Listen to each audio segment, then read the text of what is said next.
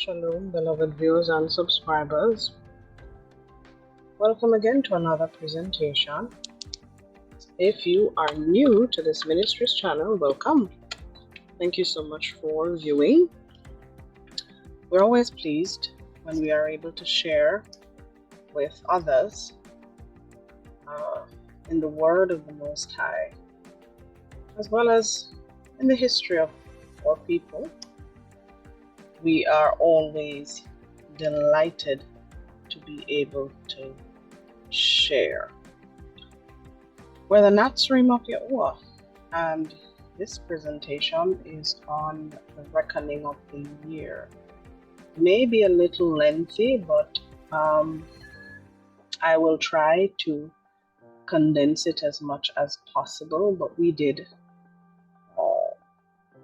some extensive research and attempted to place a lot of information in this presentation to be as detailed as possible so that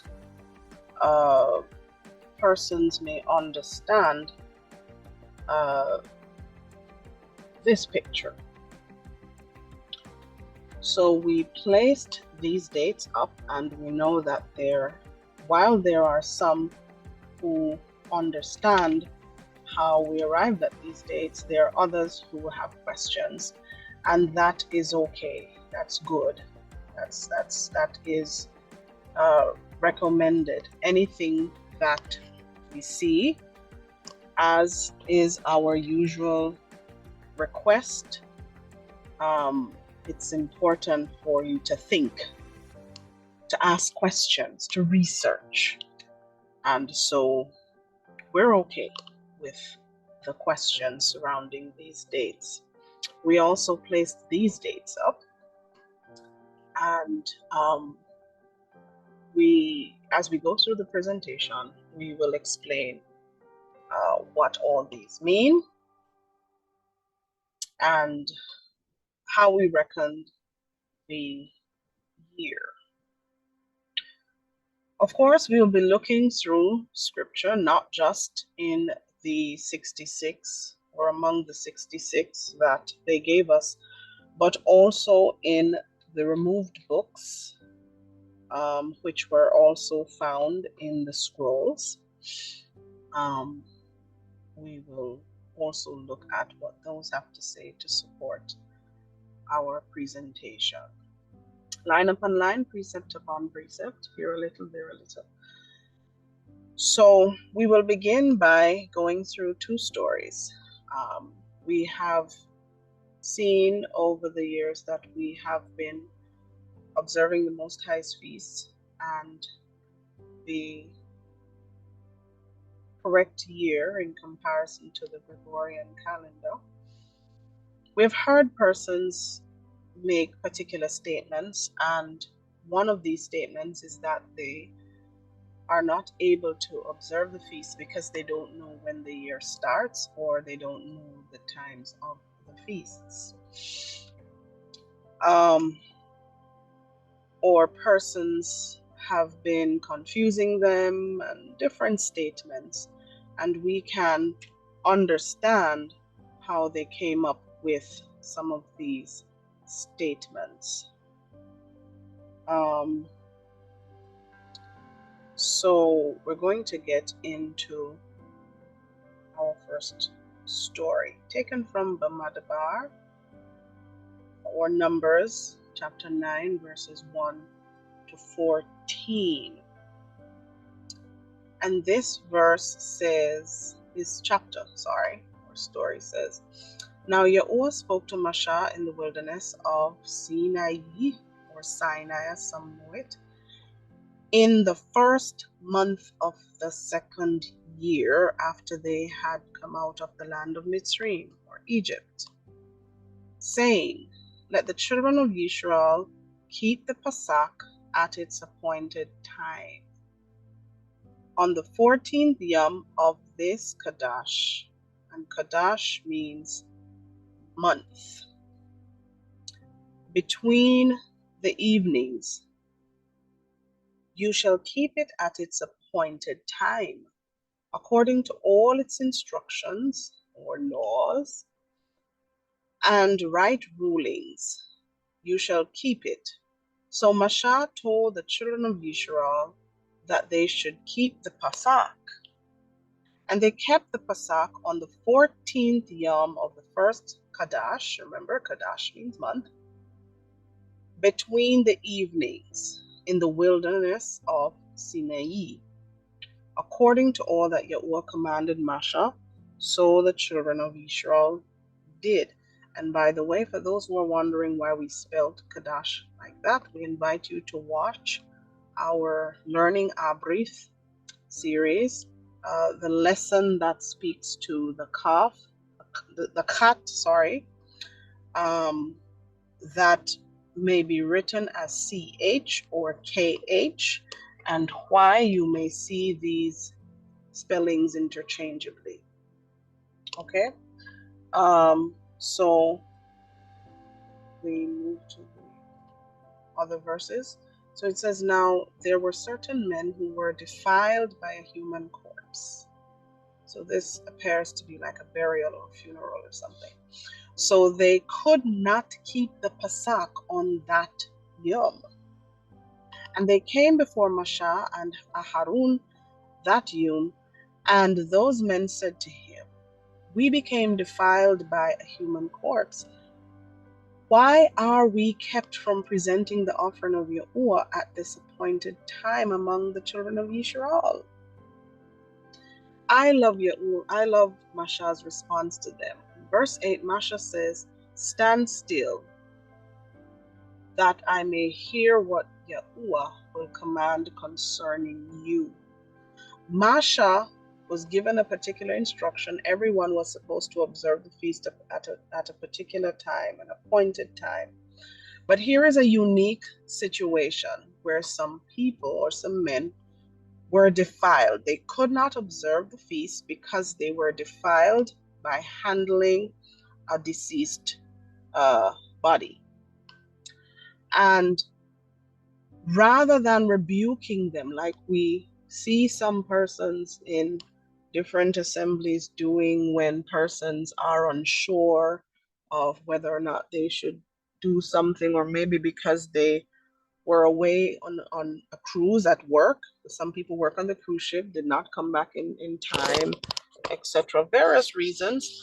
But rather than taking a straitjacket approach, Masha said, listen, just wait and let me go and pray to YaHUaH. I need to find out what YaHUaH has to say about this.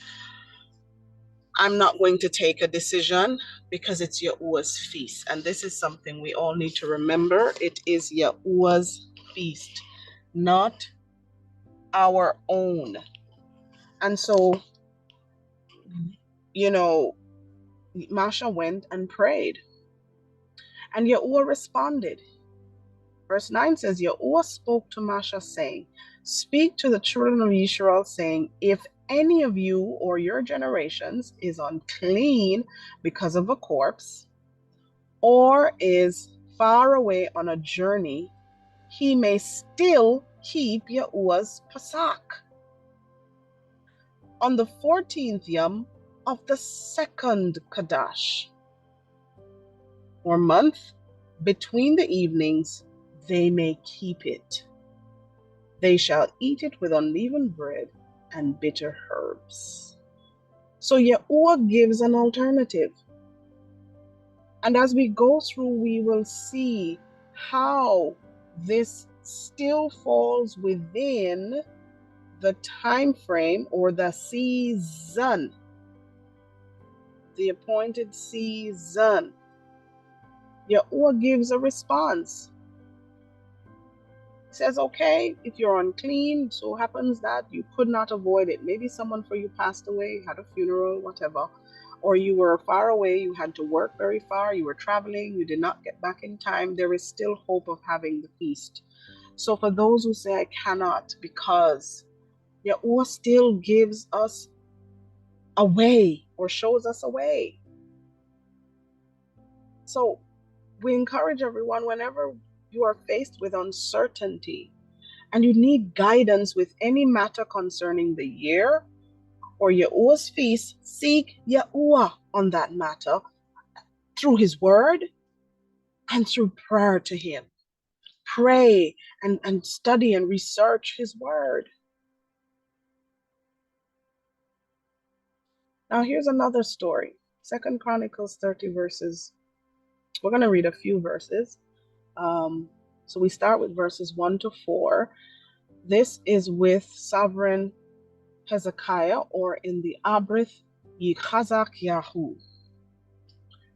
So YaHUaH sent word to all Yisrael and Yehuda, and also wrote letters to Ephraim, or Ephraim, and Manasseh, or Manasseh, inviting them to come to the house of YaHUaH in Jerusalem, or Jerusalem, and celebrate the Pasach to YaHUaH, Alaim of Yisrael.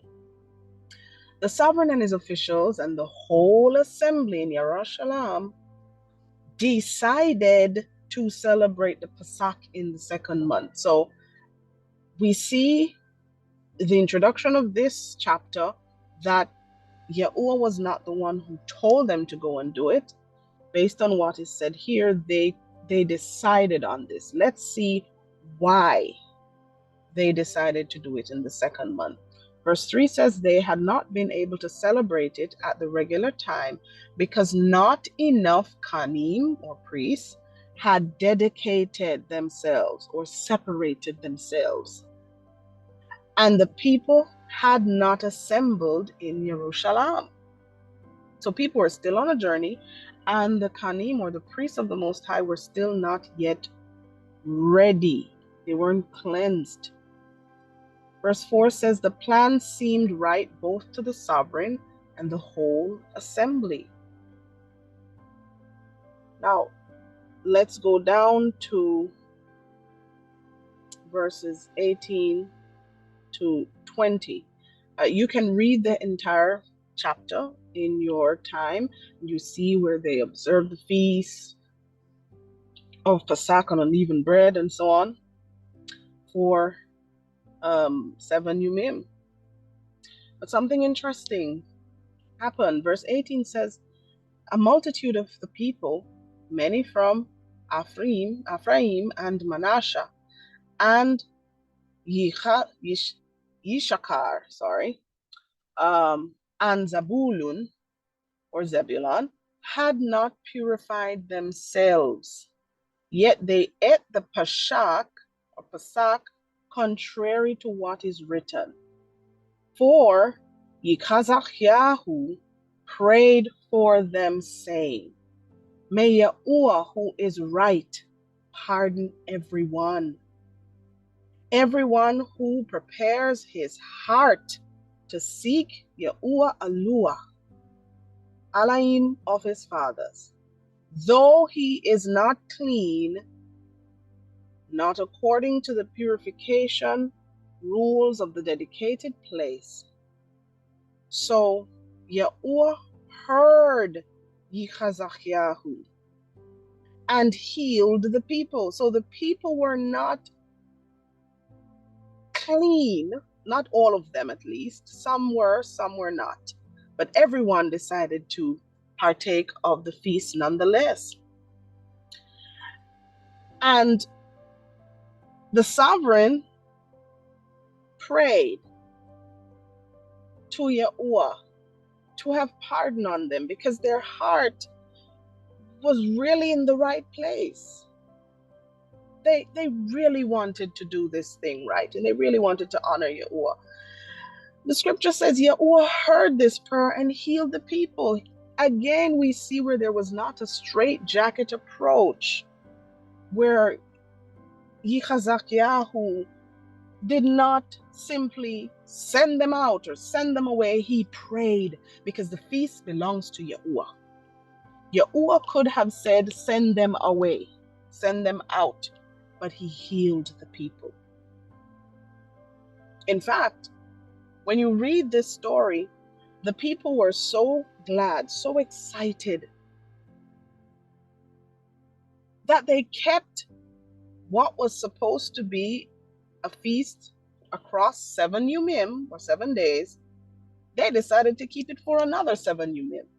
So it ended up that they kept it for 14. YaHUaH didn't say we have to keep it for that long, but they were so excited they did that. Were they rebuked? We didn't see that in the scripture. So what can we learn from this? Those who say you cannot observe the feast because you do not know the correct start of the year or the dates, once your heart is in the right place and you truly want to honor YaHUaH, you're trying to, as best as possible, honor YaHUaH in the correct time frame for these different feasts throughout the year, it is better to keep it in the time that you do know of than not to keep it at all.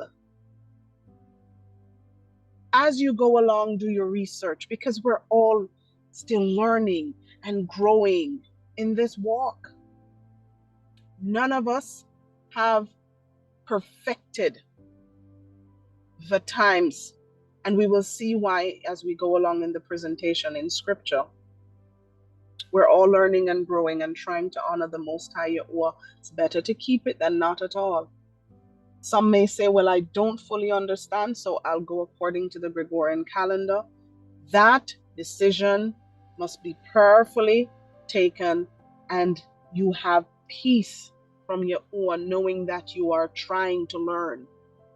Some may say, well, I'm following what I see some others do because it seems to be correct.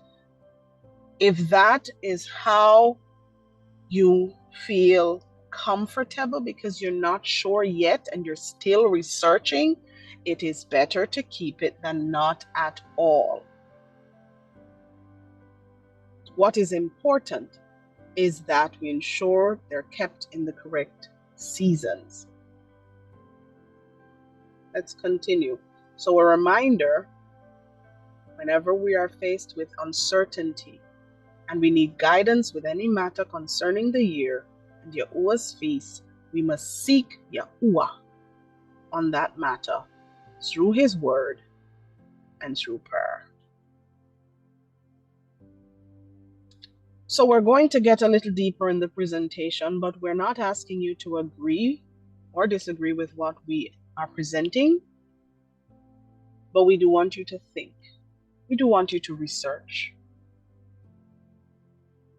Okay?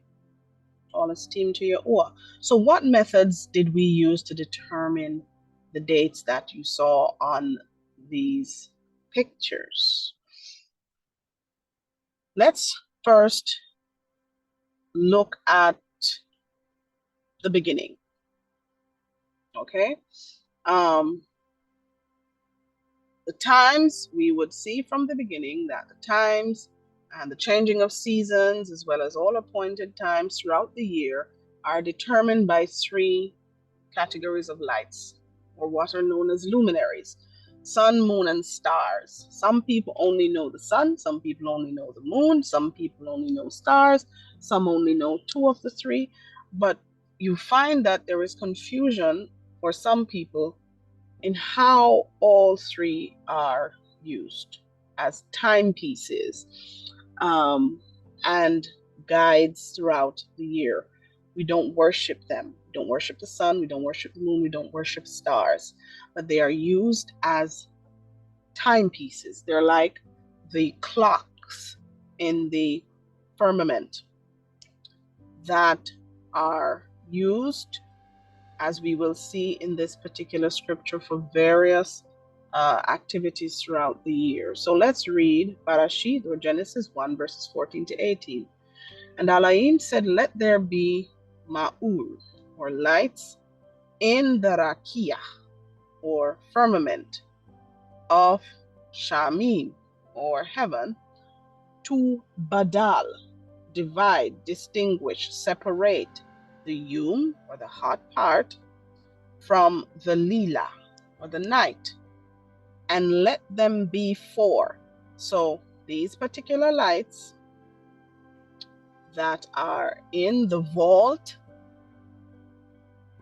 of, as we see it in the skies, they are to divide or distinguish or separate hot part, bright light, day from night. They're also for signs for Muadim, and Muadim means seasons. Appointed times may also mean congregation, which is similar to convocations. And for Yumim, or days, so they're used also to tell us of the days. And Shana, or the year. Let them be for lights. So they also give light in the firmament of the Shamim to give light upon the Arats, or the earth. And it was so. And Alaim Asha. Asha, notice the term used here is not bara, but Asha. So Asha means appoint or commit. You will see in some of you, the scripts that you use, you may see made. So Alaim appointed or committed 2 great lights, word for great, gadal.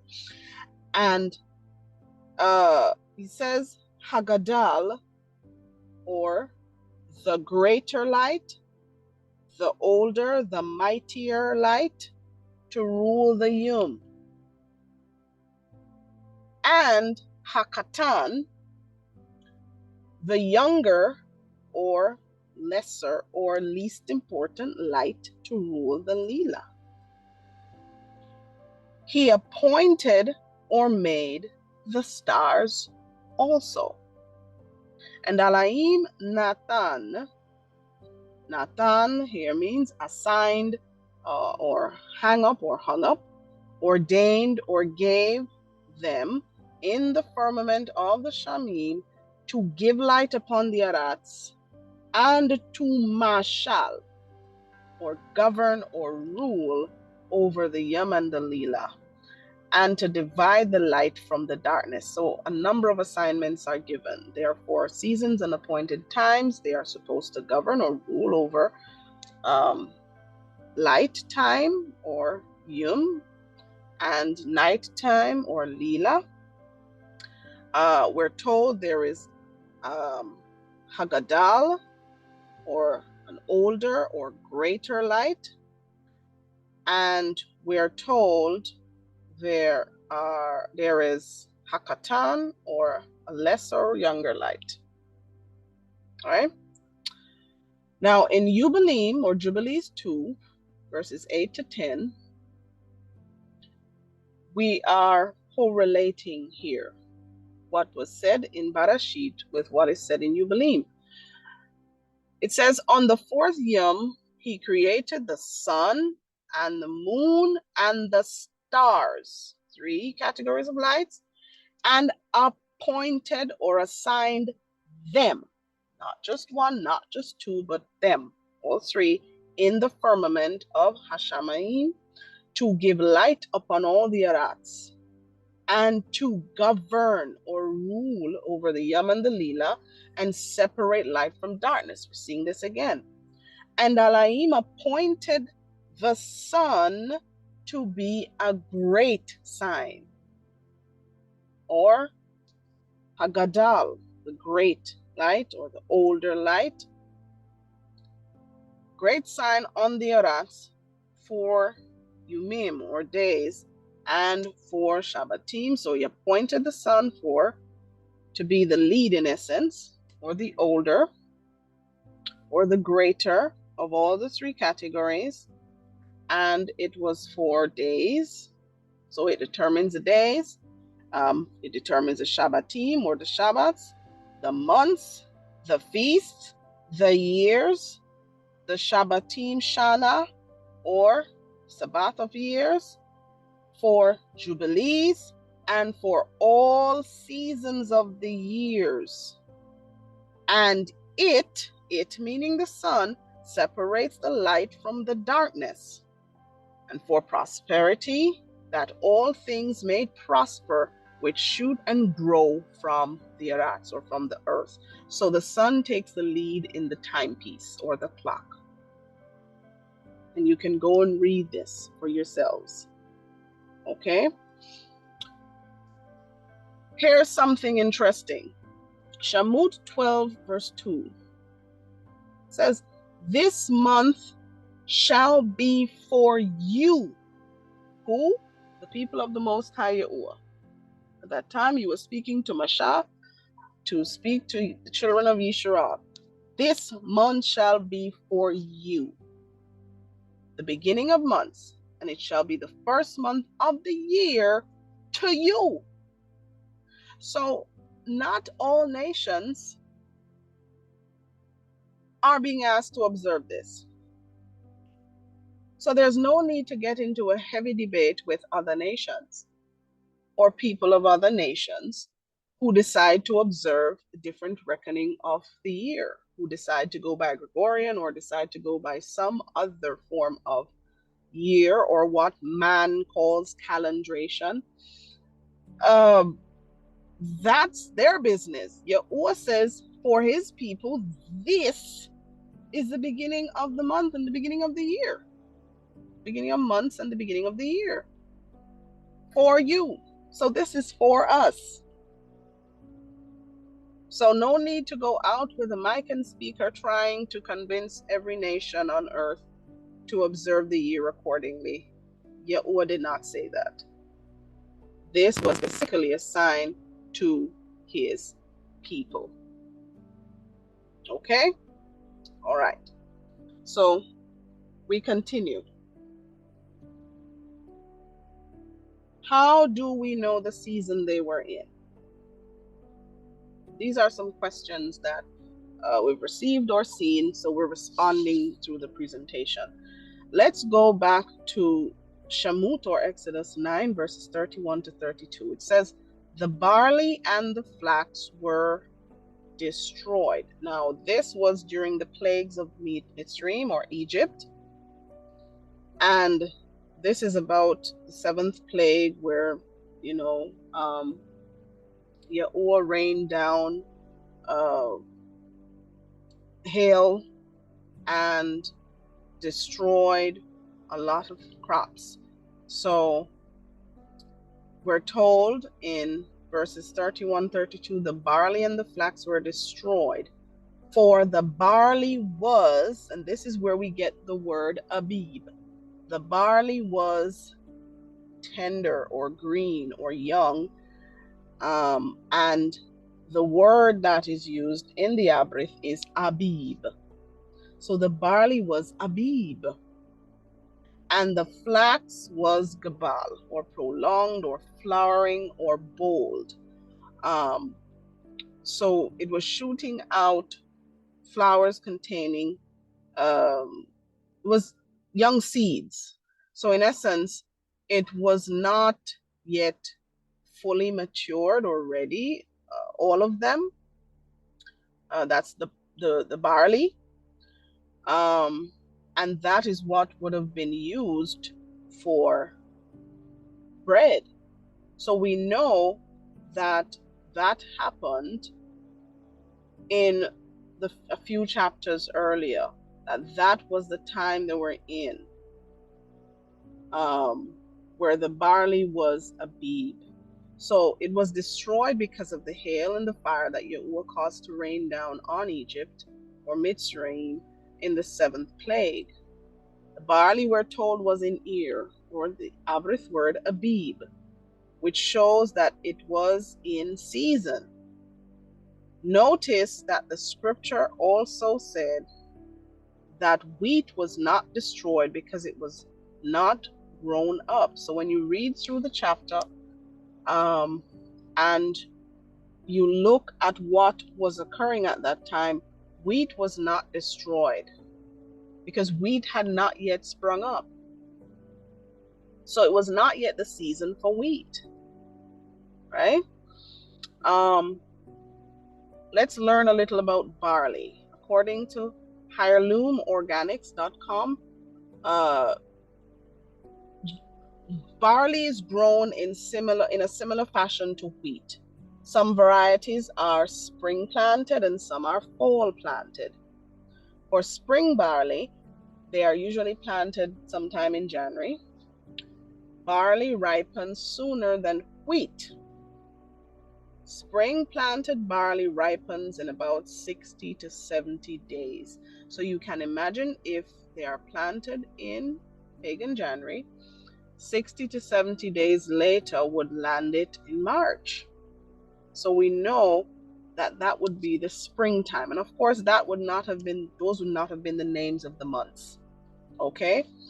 But sometime in within that month, the barley would have been ready.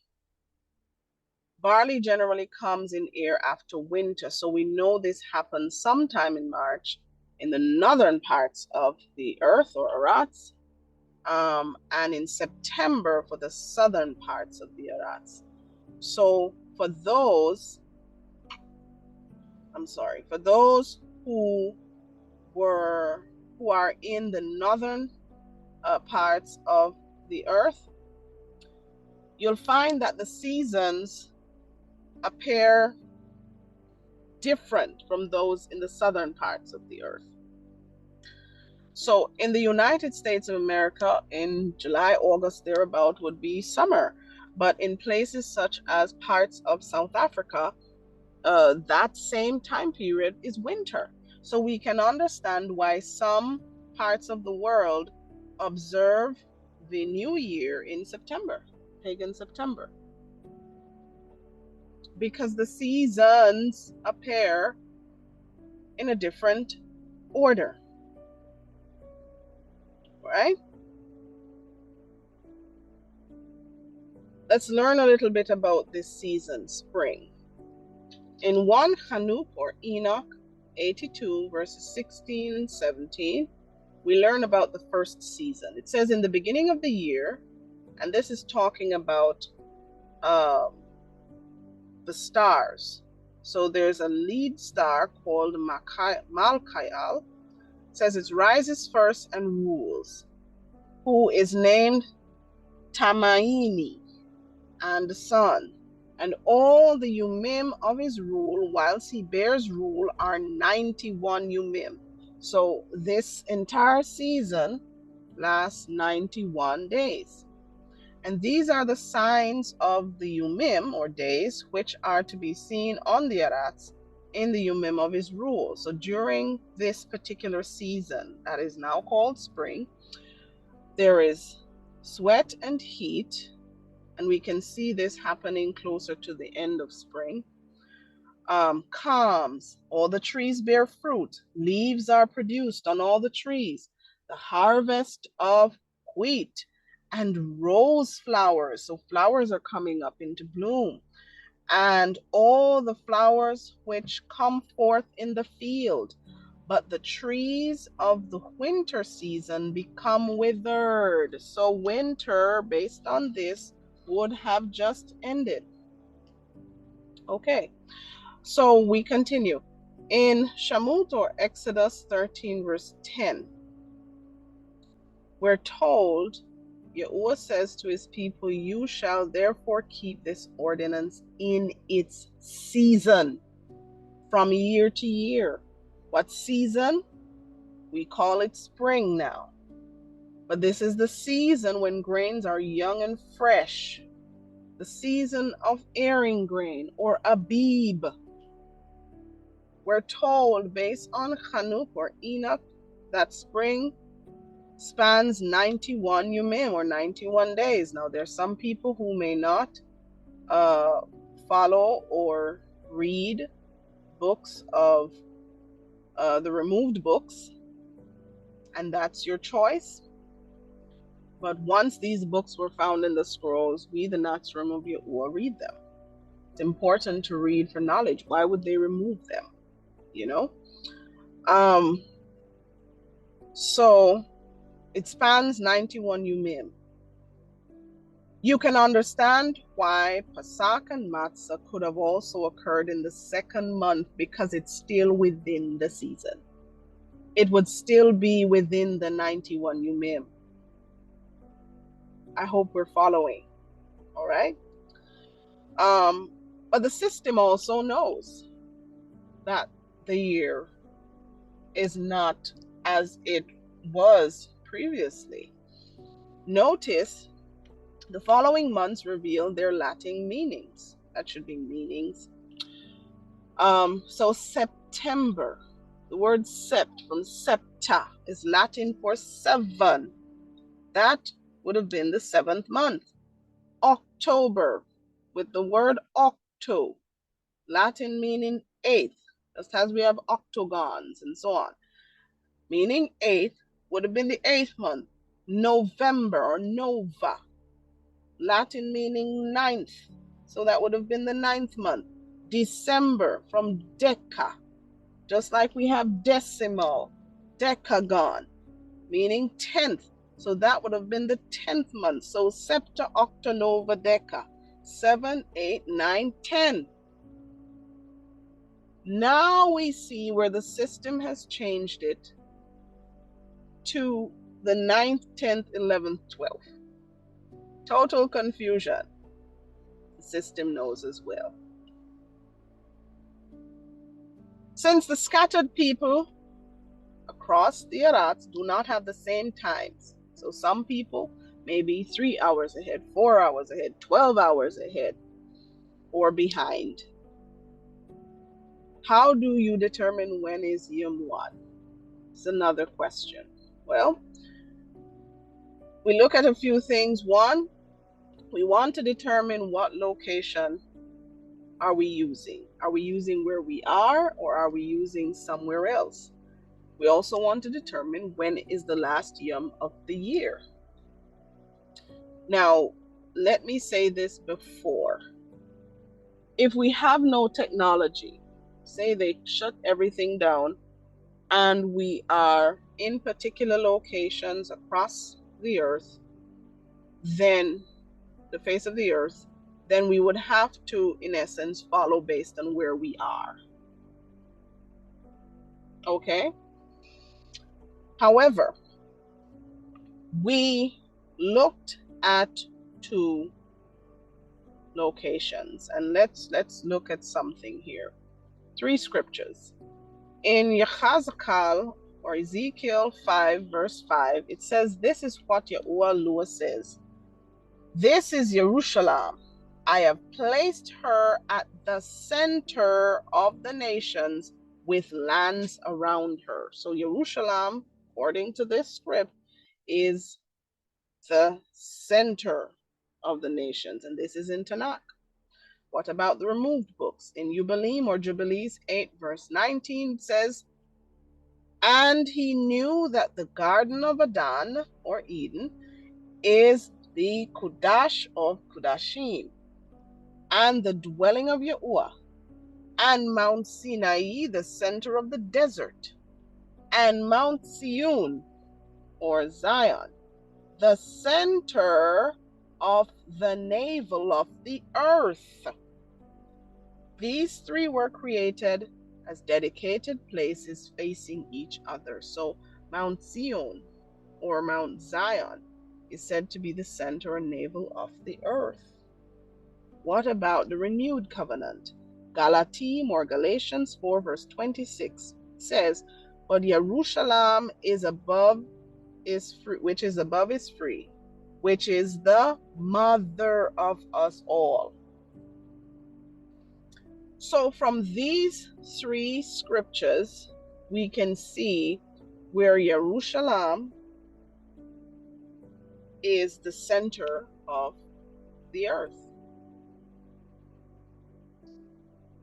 Now, one research suggests, and we saw a presentation by a beloved Akut or beloved sister,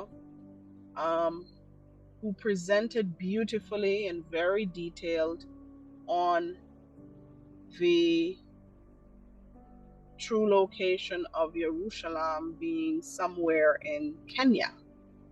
And you may have also seen that presentation. We've seen others as well related to this. And so it's believed that true Mount Zion or Zion and the Promised Land, by extension, so happen to be in Kenya, somewhere near Kenya. And as it is, there the equator passes through parts of Kenya. There are at least three states, or three locations in Kenya through which the equator passes. Another research suggests that it is modern-day Jerusalem, or Jerusalem in Israel, as the real promised land. So there are different forms of research out there. Some have even said it's the United States, but we won't even get into that. But based on the various evidences and accounts presented, we used both Kenya and modern-day Jerusalem, Israel, as locations, and we'll show you how we did that. Okay. We also needed to determine when was YaHUaH by looking at when the year ended. We were not told clearly what YaHUaH, when YaHUaH is, but we were told clearly through the Book of Enoch when the year ends. Detailed account of how the year is subdivided. So in chapter 72, and we have to be careful which of the versions of Enoch are used, because there are some versions out there where the chapters are completely mixed up, confused. So we have to look for the version that is oldest and complete, which is the Ethiopic version. And that's 1 Enoch. So let's look at chapter 72, looking at verses 32 and 33. So it describes the movement of the sun. Remember in Jubileem or Jubilees, we saw where the sun takes the lead in the timepiece, not the stars, not the moon. Those have their purposes as well. We saw in Genesis where the greater or older light rules over the YaHUaH, or the daytime, and that is the sun. So verses 32, 33, on that YaHUaH, so this is describing the final YaHUaH of the year. The night becomes shorter and amounts to 9 parts, and the YaHUaH amounts to 9 parts. Now Enoch presented the entire YaHUaH of light and darkness, day and night, as 18 parts. Now we're not told these are 18 hours, we're just told 18 parts. A part does not necessarily mean an hour. Okay? And we'll see how a part could mean a different division of time as we move along. So says that, so the daytime becomes 9 parts and the nighttime becomes 9 parts, and they're both equal. And the year amounts to exactly 364 YaHUaH. So on that YaHUaH, when light and darkness are equal parts, that's the final day of the year, which tells us the following day would be the first of another year. 33 says, and the length of the YaHUaH and the YaHUaH, and the shortness of the YaHUaH and the YaHUaH, they are different because of what? The journey of the sun. Remember in Jubilees, we also saw where it said because of the sun determines the separation of light and darkness, the greater or older light. So when you look at a clock, I guess you can say the sun would be like the long hand, and whichever hand controls or is the main control on that clock or watch. So you have the sun being one, maybe the long hand, the moon being the short hand, and the stars probably being the little red ticking hand, I suppose. So the sun is called the greater light, and in the Book of Enoch, it's referred to in the masculine form as he. We know that the man is the head or takes the lead, so the sun leads the clock. The moon is called the lesser light, and we see in the Book of Enoch it is referred to in the feminine form as she.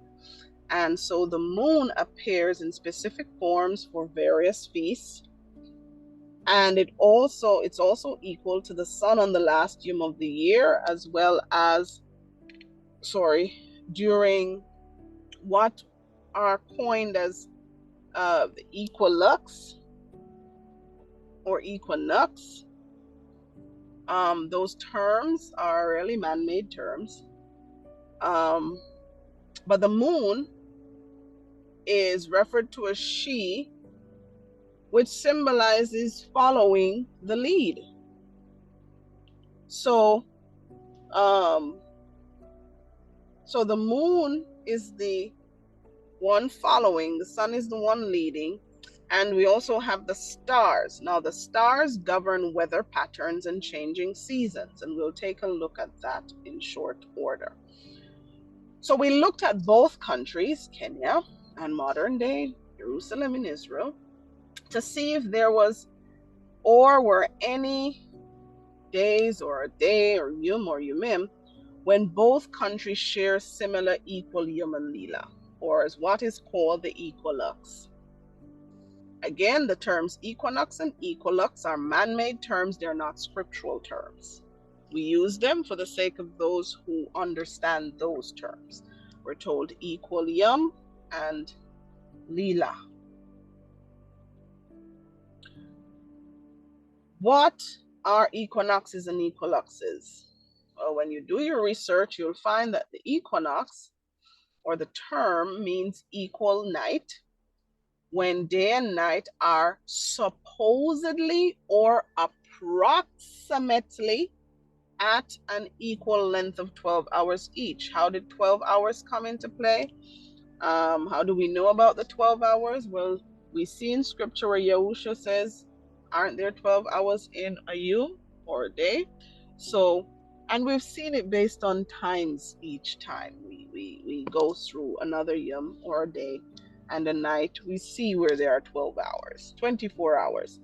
So on the equinox, the length of the yom or the day and the night are only nearly equal. So for those who observe what the system calls the equinox, around pagan March 19, 20, 21, thereabout, they're not equal day and night. They are nearly equal, approximately equal. Watch this, the equilux. The equilux is when the day and night are equal and occurs a few days before the spring equinox and a few days after the autumn equinox. This means that the time when the yom and lila, or day and night, are actually equal happens before the equinox. We're not told in scripture to observe two different equal yom and lila. The year is exactly 364 on the yom, or the day when both are equal, which means the equilux. Cambridge Dictionary states that the equilux depends on where you are. There is no equilux at the equator. So you'll find that the time, the exact equal yom and lila, you'll not find at the countries that are at the equator because they have more sunlight. Okay?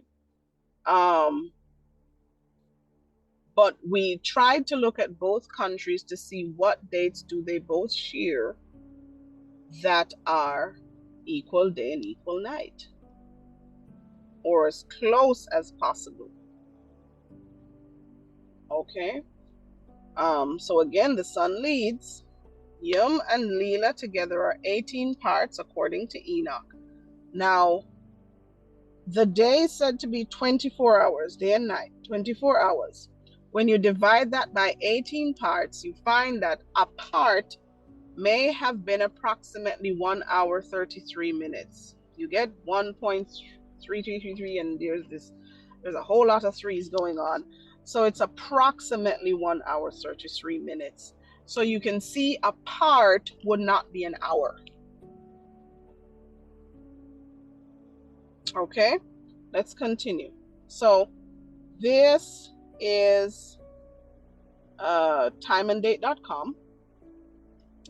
And because the sun takes the lead on the clock, we looked at the times when the sun would rise and when it would go down.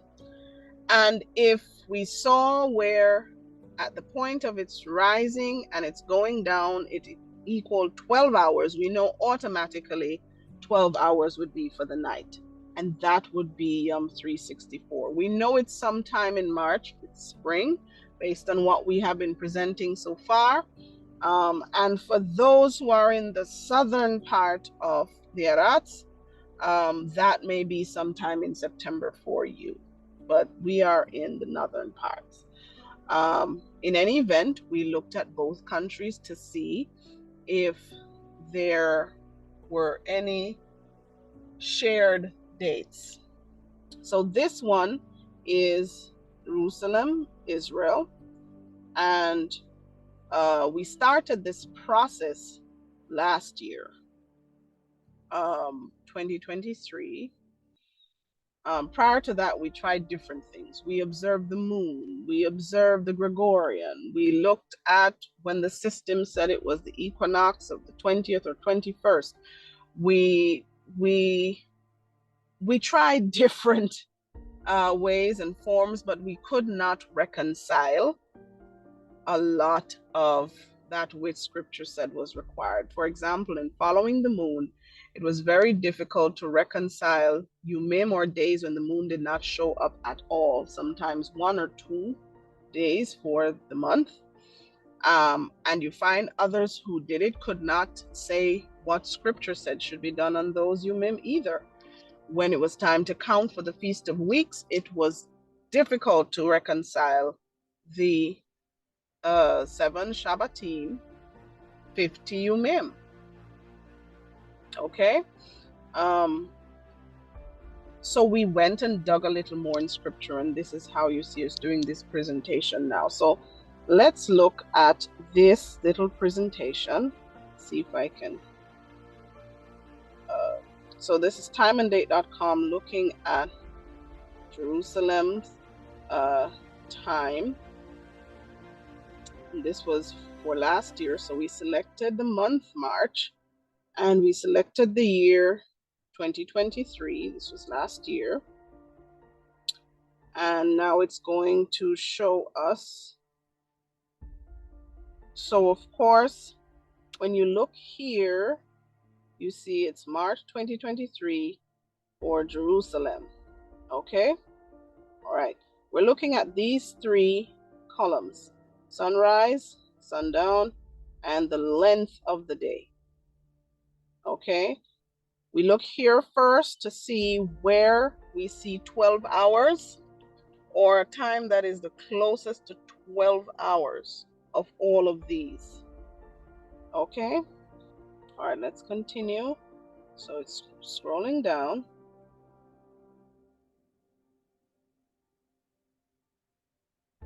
All right? Remember which column? We're looking in this column here. Let me pause this. When we look in this column, we will observe something. The time is going up towards 12 hours, up towards 12 hours. And then look at this, because it continues, now goes past 12 hours. So we see here 12 hours 51. When we look at sunrise and sundown, we see 5:47 to 5:48. But then look at this. On the 16th, it's also 5:48 to 5:47. So we have two dates here, March 16th and 17th, that would have been equal in terms of, or as close to equal as possible. Remember, a part is an hour 33 with some other threes that may go over into seconds, so it will not be as flat as we want it to be. But in any event, we looked at both and we said, well, this one and this one are pretty much the same. This is just a few before, and this is few after that 12-hour mark. So we selected the 16th of March as the equinox, and the 17th being some seconds after the 12 hours as the start of the new year. Some persons may have selected the 17th as the equinox and the 18th as the start of their new year. Okay, so that's what we did for Jerusalem. Now let's look at Kenya. One of the countries at the equinox is Timboroa or Timboroa. So let's see if there are any times that are shared here. So we're going to do the same thing where we go to March 2023, is what we did last year, 2023, and also selected month, and it's going down. So again, this is March 2023, and we're looking again, these three columns, length of the day, sunrise, sundown, to see as close as possible to equal day and night. If it's 12 hours or closest to 12 hours in the day, then we know that it will be 12 hours in the night. Scrolling down, scrolling down, scrolling across, just looking at the other columns here. Scrolling down, and again, we're looking in this here. Now let me stop it here. We notice in this column for day length, we see 12 hours, 6 and 30. Then it starts to go down, and for a very long time, it's in the same place. Then it goes back up.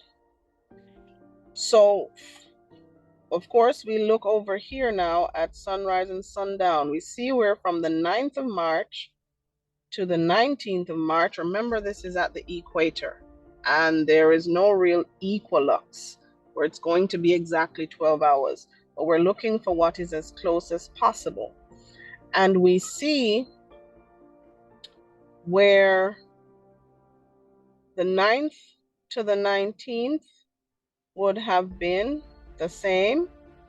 When we look at the dates, we're looking to see how far apart. So this, for example, would have been 7 on the 10th, 7 on the 11th. This is 6 on the 12th, 6 on the 13th. Goes back up to 7 again, the 14th, the 15th. We're seeing 6 on the 16th, the 17th, 6 as well. Goes back to 7, 7, and it continues. Now look at this. So in this particular span, it's between 6 and 7, with 6 being the closest. Do we see on the same dates over here, March 16 and 17, where there is a similarity? Yes, we do. March 16 and 17 both have 643 to 649, span of 6. So we see where indeed there is a March 16, 17 kind of correlation for Kenya as well. And so we chose, again, the 16th as the equinox or the Equilium Lila, and the 17th as the new year. When we calculate 364 days later, that would bring us to March 14, 2024, which means March 15th is Abib 1. For some persons, it may be March 16th. That is Abib 1. Okay, but you can visit timeanddate.com for yourself. If we were using our local time where we are in Jamaica, then these dates would be different.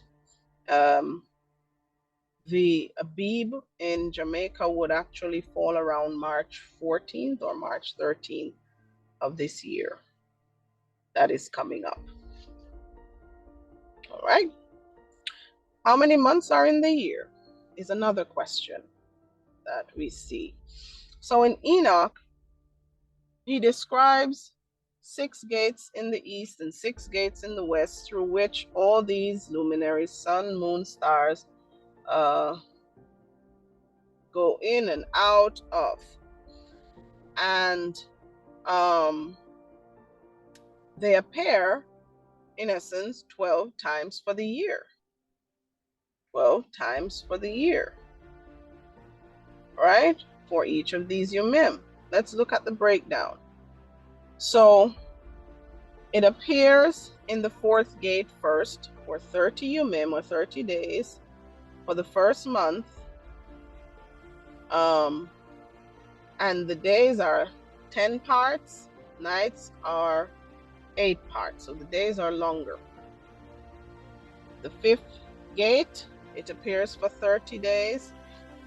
In the second month, 11 parts, so we see the length of the day going up and the length of the night decreasing, 11 to 7 parts. Then it appears through the 6th portal for 31 Yumim, or days, in the 3rd month. This now is the end of spring, final month in spring. We see where at the end of spring, the longest Yom, or the longest day, hot part of the day, and the shortest night. So days 2 times or twice as long as night. The world calls it the summer solstice. It's the longest Yom. Then through the same portal, the 6th portal, it appears again for the 4th month. Of course, for 30 Yumim, and we see where the length of the day goes down to 11, and the length of the Lila comes up to 7. The 5th part, now we're in summer. The 5th gate, 30 days. In the 5th month, 10 days, days going down, night is coming up. At the end of summer, as it comes out through the 4th gate, 31 days for that month, we see where an equinox of the sorts, or what they call the autumn equinox, appears, Equilium and Lila, and some countries use this as their last Yom of the year. Okay? Because barley can also be grown during that autumn time. And wheat, there are also winter wheat. So some countries do that at this time of the year. Notice the pattern, 30, 30, 31. Each of these 3 months has a pattern of 30, 30, 31, amounting to 91 Yumim every 3 months or every season. All right, so it has come and gone through the 4th gate. Let's continue. So it goes through the 3rd gate. So now we're in autumn, 30 Yumim, in the 7th month, and it is at this point we see where there's a switch and day has become shorter, night has become longer as we get into autumn and winter. So you see, same 30, 30, 31 as it appears through the 3 gates here, 3, 2, 1 in month 7, 8, 9. And we see where in month 9, as it's the end of autumn crossing over into winter, we have the longest night, shortest yom or day, and the world calls this the winter solstice. And it continues its journey. This is the sun, of course, and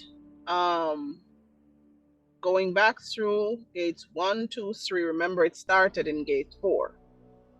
And again, 30, 30, 31 Yumim, so 91 Yumim for each of the seasons.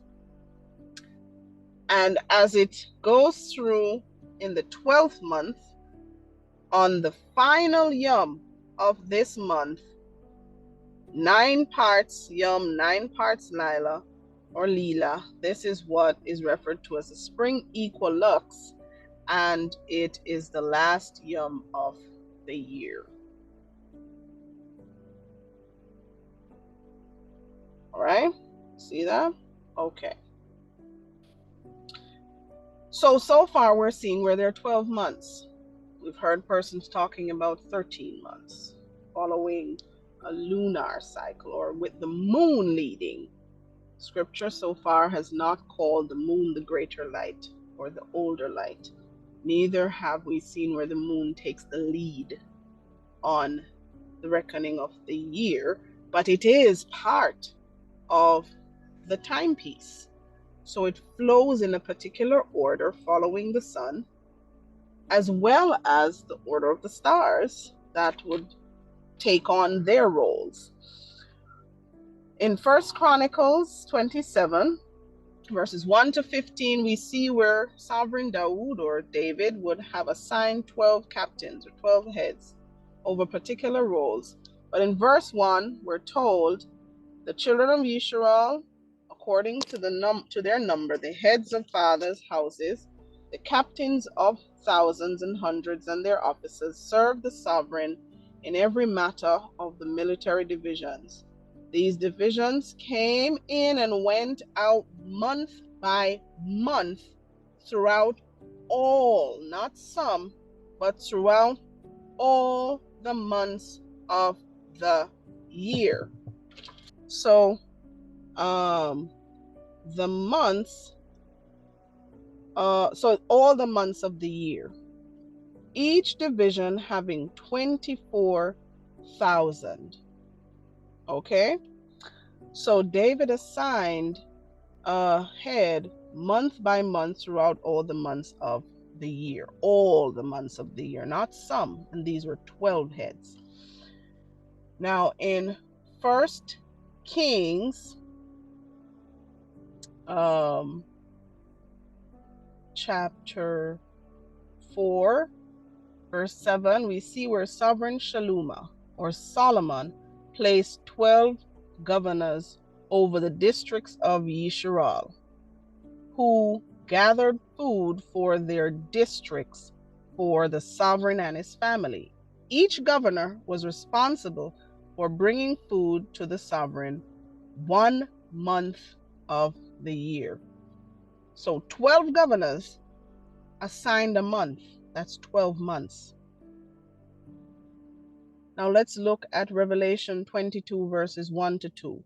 And he showed me a pure river of water of YaHUaH or life, clear as crystal, proceeding from the throne of YaHUaH and of the Lamb. In the middle of its street and on either side of the river was the tree of life or YaHUaH, which bore 12 fruits. The tree yielded her fruit every month. So there are 12 manner of fruits, but the tree yielded her fruit, singular, every month. So a fruit for each month. That's 12 fruits, 12 months. And the leaves of the tree were for the healing of the nations. So 12 months. So how did this 13-month thing go? Well, ancient Egypt used a lunar calendar that consisted of 12 months, 30 days each, with an extra 5-day month at the end of the year. This 13th month was known as the birth of the year, and allowed them to maintain a calendar that aligned more closely with the agricultural and natural cycles they depended on. So Egyptians had a 13-month calendar.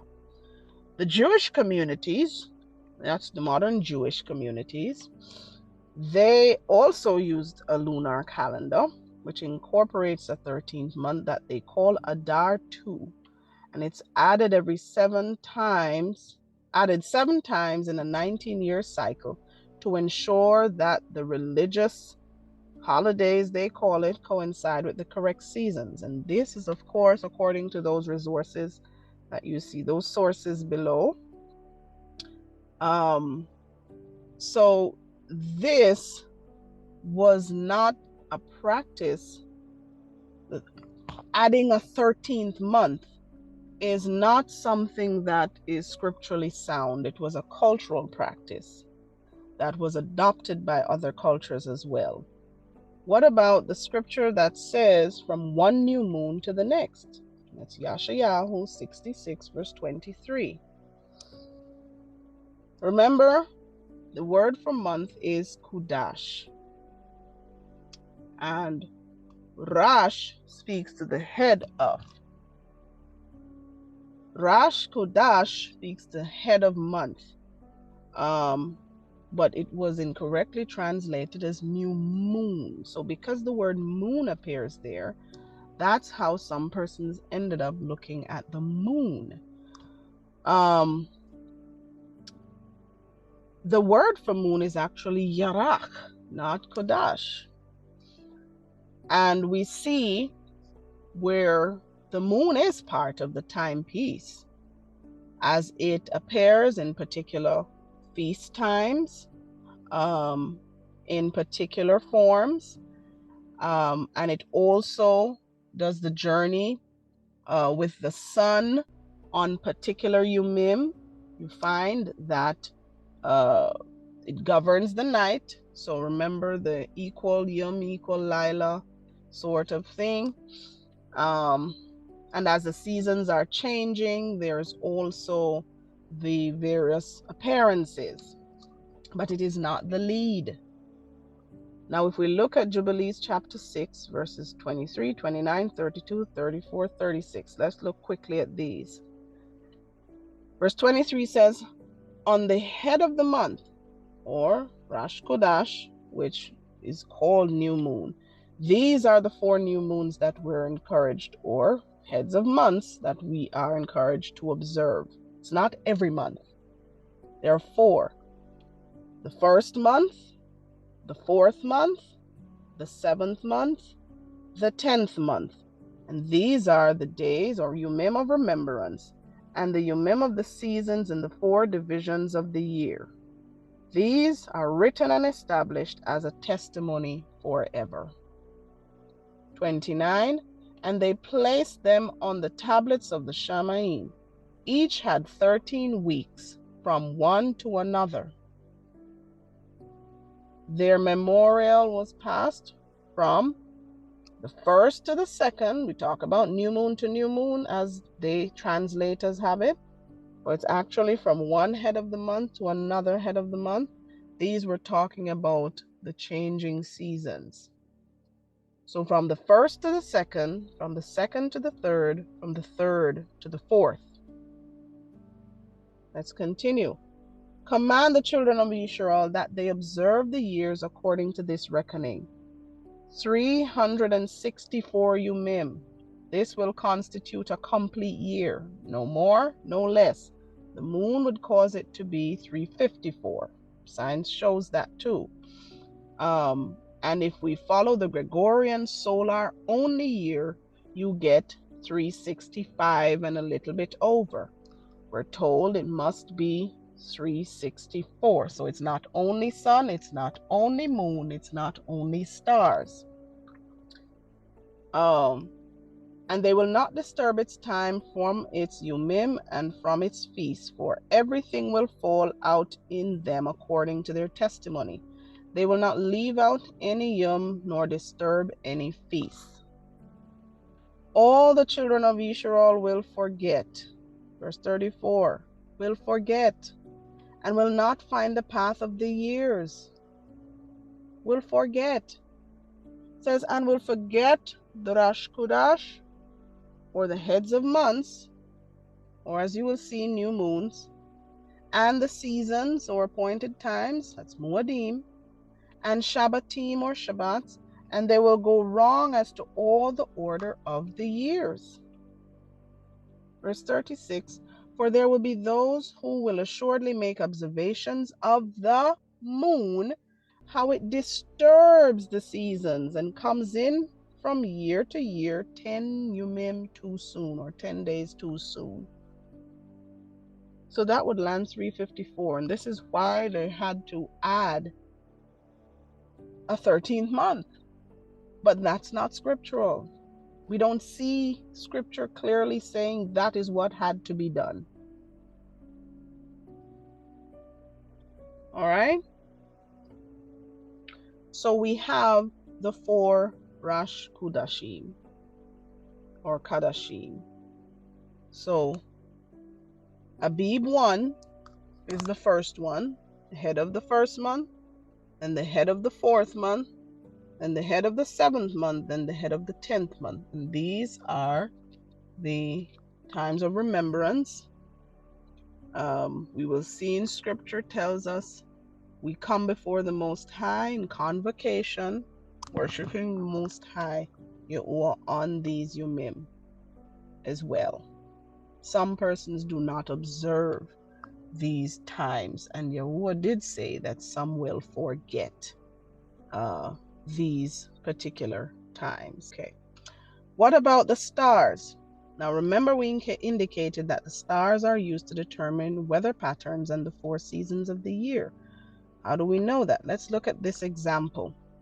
In Jubilees 12, verses 16 to 18.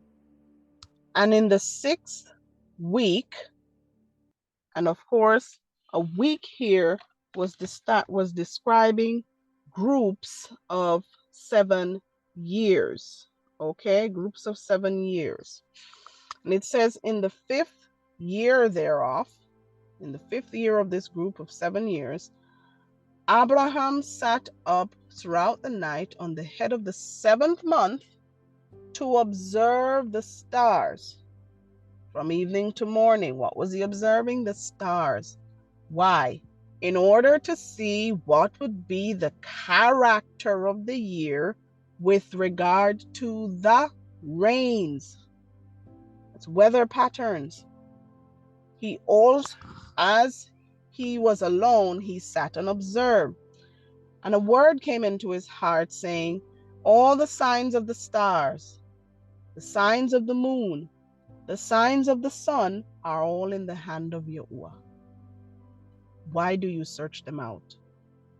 If he, that being YaHUaH, desires, he causes it to rain morning and evening. And if he desires, he withholds it. All things are in his hands. Why are we also arguing about sun, moon, stars perfecting the flow of the year? YaHUaH decides whether or not seasons take a particular form, whether or not trees bloom, whether or not the rain comes. YaHUaH decides, and this is why we look to YaHUaH for guidance. We continue. According to Enoch, the stars have leaders or lead stars, and they assist in dividing the year into four quarters, and each quarter or each season has 13 weeks consisting 91 Yumim, or 91 days, 13 times 7, 3 months each. And he describes in the first season, being spring, that there are certain things that happen. We looked at this earlier: heat and calm, and trees bearing fruit, and leaves appearing, and winter trees withering. The second quarter, being the summer, says in that season, when that lead star appears with the group of stars under its leadership, you have heat and drought, trees bringing fruit to ripeness and maturity, making their fruit dry. Sheep mate and become pregnant. This is why it is believed that it was towards the end of summer that YaHUaH would have been in the stables, because shepherds watching their flock would have meant it was during the time when their sheep may have been pregnant. That's a theory out there, and we can see how that may be so on the basis of what Enoch says happens during that particular season. It says, men gather the fruits of the earth, everything in the fields, and the vats of wine. We can see why towards the end of this particular season, going into the beginning of autumn, is why you would have fruits available for the Feast of Tabernacles. All right? And of course, the same number of Yumim and weeks for the other remaining seasons of the other 2 quarters of the year. But look at this. Enoch says, in the Yumim, or days of the transgressors, the years will become shorter. And when we read in Jubileem or Jubilees, we see a similar message coming out. The seed will be late on the land and in the fields. All things on the earth will change and will not appear at their proper time. Rain will be withheld, and the Shamayim will retain it. And in those times the fruits of the earth will be late and will not grow at their proper time, and the fruits of the trees will be withheld at their proper time. So seasons are changing here. That's what it's saying. The seasons won't come in the perfect order they should be. Verse 4 says, the moon will change its customary practice, will not appear at its proper time. So we cannot depend on the moon to lead the clock. But in those Yumim, the moon will appear in Shamayim, come on top of a large chariot in the west, and shine with more than normal brightness. There are times when we see the moon come out and it looks really bright to the point where you have to take pictures. Verse 6 says, many heads of the stars in command will go astray, and these will change their courses and their activities, and will not appear at the times that have been prescribed for them. So even the stars and the weather patterns they have rule over, and the seasons will become different from what is expected of them. So some seasons may end up coming a little earlier, a little later. Fruits, the same thing. The rain, the same thing. Things will change, and we've seen that happen. So we've attempted to, as best as possible, this is not all the information, but we recognize this presentation is getting rather long or lengthy. But we hope that for some persons this has cleared up why you see these dates here. We've already done some presentations last year on the different feasts. We may redo the Feast of Unleavened Bread for it to be a little clearer. But this presentation aimed to clear up where you see these particular dates that do not go with the dates that a number of others have. Okay? All esteem to YaHUaH. We are the Nazarene of YaHUaH. And of course, we say Akkad Ahaba, which means one love. And we thank all our viewers and subscribers, all the family of the Most High, for viewing today's presentation. So remember to smash that like button Subscribe to the channel and hit that notification bell so that you may be alerted every time we upload.